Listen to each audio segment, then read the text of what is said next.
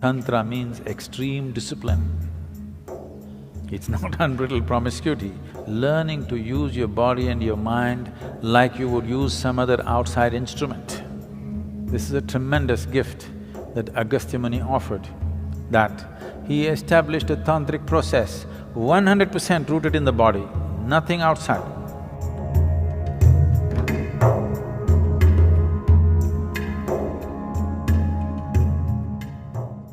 When you say Tantra, one has often heard the term tantric, and and there's various kinds of things floating around about it. Can you just shed some light on what essentially, is there something like a dark arts or what? Most of the existence is dark art. Light is only a small happening in this existence, isn't it? Isn't most of the existence dark? Yes. Light is a very small happening, a very limited happening. If light has to come, something has to burn. To have these lights going, something in this planet is burning right now. You must understand this, ecologically aware people. To have all these dots of light, something is burning somewhere. We say the bulb is burning, that is also burning, but something else is burning to keep this burning, isn't it? This is the way of the light. Whether it's the light bulb or the sun, something is burning. Whatever is burning is bound to get over someday. Yes? So that's why we say, if you're burning irresponsibly, we say, you're burning the candle from both the ends. Because we understand, if light has to come, something has to burn. So if you are burning to cause light, you better control the light and keep it at the minimum, otherwise things will burn up very soon. So light is a very limited happening. The whole cosmos is a dark art, no? So, there is a lot of dark art that one can practice, not necessarily life negative. Dark arts are not necessarily life negative. When we say occult, because you've heard of some lousy occultist who is trying to destroy somebody's lives, cause disease, cause death, because of that you think that occult is always a negative thing because socially you are exposed to only that kind of people. But occult is also of the highest order. Shiva is an occultist. Every guru is an occultist, okay? Right now I initiate you to Shambhavi, it's an occult. Otherwise, how would it work? Occult means a certain capability. It's a certain technology. Right now I can pull out my cell phone and speak to somebody in another part of the world. This is a technology. Suppose without the cell phone, right now if I speak to somebody in United States just like this is occult. So technology is not very different from occult. You're using different kinds of material, but it's actually the same thing. When modern technology was not there, occult was extremely relevant. But today, occult's relevance is receding as modern technology progresses. See, now you came from Mumbai, Bombay, Mumbai.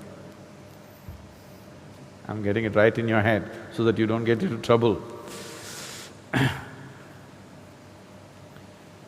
Suppose 1,000 years ago, you heard of Sadhguru in Coimbatore, but your heart is longing, you want to go.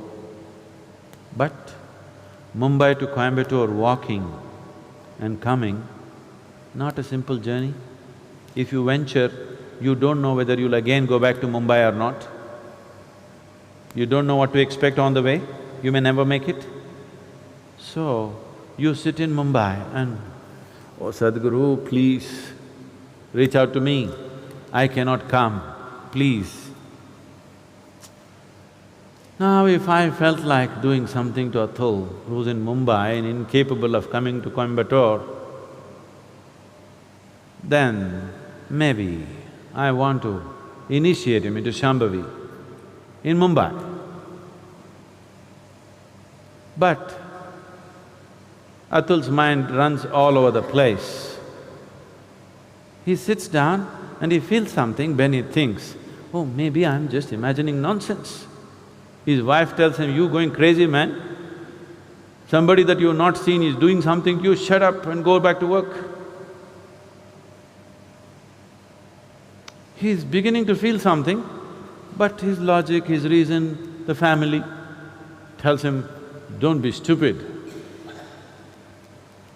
And then what Sadhguru will do is pick up a South Indian jasmine flower which cannot grow in Mumbai, and Atul is sitting like this, it fell into his hand. Now Atul, now he will sit ready for Shambhavi, to be initiated, because one jasmine flower was delivered. But today, I would rather call you and say, come, or send somebody with a brochure and say, come and get it here. Or if I want to send you a jasmine flower, I'll use DHL.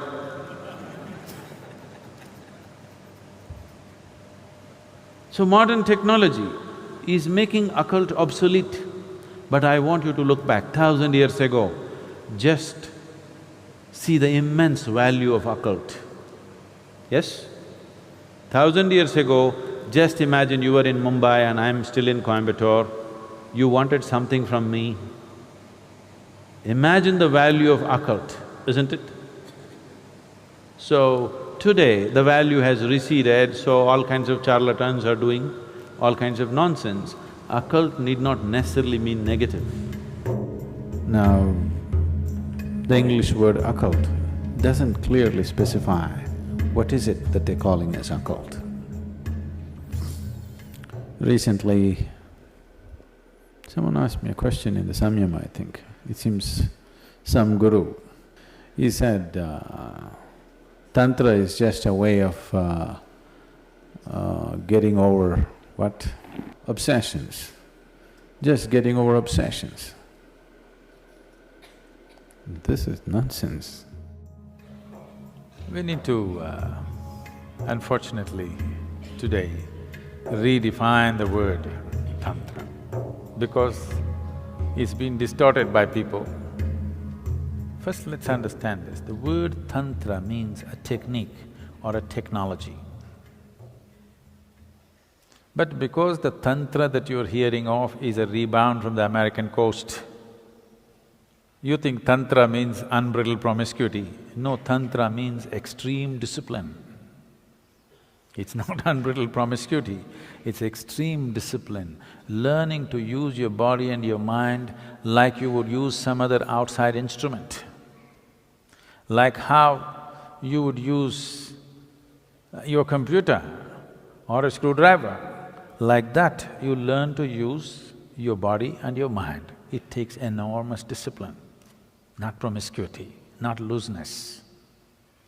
Tantra is not things, the books they have written largely by Western authors, all kinds of things. No, tantric texts are of extreme discipline, not of any kind of looseness. Because they're talking about the body, and right now the modern societies, if you say body, they're fixated about reproductive organs in the body and nothing else about the body. So if you say body, they're only thinking of a few body parts, they forgot the brain. Because they're only thinking a few body parts, they're thinking about sexuality and nothing beyond that. It is about learning to use the body like a phenomenal mechanism, and it is. If you do not know how to use it, what will you do here? If you do not know how to use your physical self and the energy behind it, what will you do? You will have no impact on anything. So this is Tantra. Tantra means technology, Tantra means a certain capability. There is no guru without a Tantra. If he has no technology, he is not a guru. He can only be a gentle saint who will bless everybody, bless everybody, bless everybody. A blessing has no discretion. Now, if you were a thief, if you met a saint, you would seek his blessing. and He will bless you so that you could do your job well today. Because His blessing has no discretion. He cannot be, because that's not in His control. Even the bandit tribes, the Pindaris and people like that, they had their own gods and goddesses, they had their own saints. Their gods always guided them which home to hit today. Very successful they were. They pursued their profession for centuries. Banditry is their profession. So unless you are just that gentle lily kind of saint who just blesses and blesses and blesses, I'm not trying to belittle that. They're beautiful in their own way, but they are not of any… they are not for people who are lusting for enlightenment. They're not for those people. They're only for people who are just seeking small improvements in their life. If you walk into a Home Depot, you can make some improvements to your life, isn't it? Yes or no? You can actually. I see every day on the television people come and say, "Oh, I just bought this bed, my whole life has changed, it's amazing." I didn't know I didn't know a bed or a pillow could do that, I didn't know that.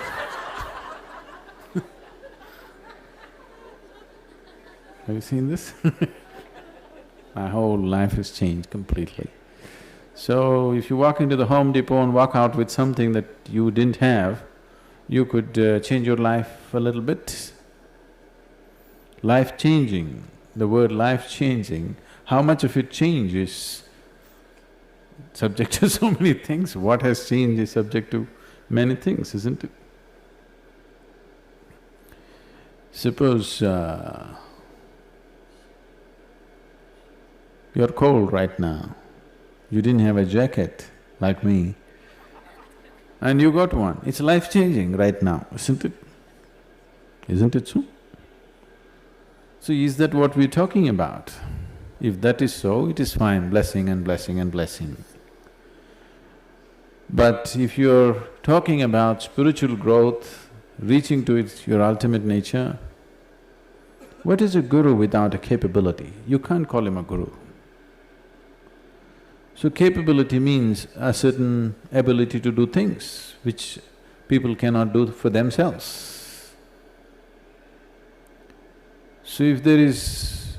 I want this to be clear in your head, if there is no Tantra, when I say Tantra, if there's no technology, Tantra is just a Sanskrit word for technology, not the way you've been psyched to believe. So if there is no Tantra, there is no guru, really.